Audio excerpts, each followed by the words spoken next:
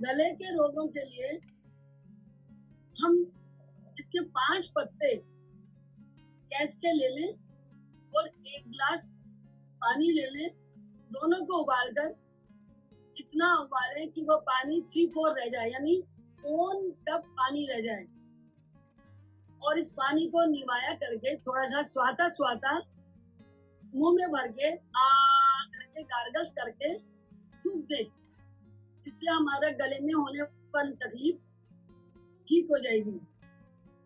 कैद का चूरन किसी भी सब्जी में खटाई की तरह मिलाकर खाने से भी गले के और अन्न नलिका के, फूड पाइप के और पेट के जो भी रोग होते हैं, जैसे खराश होना, निगलने में दिक्कत होना या खाया हुआ वापस आना, इन सब रोगों में उससे आराम मिलता है।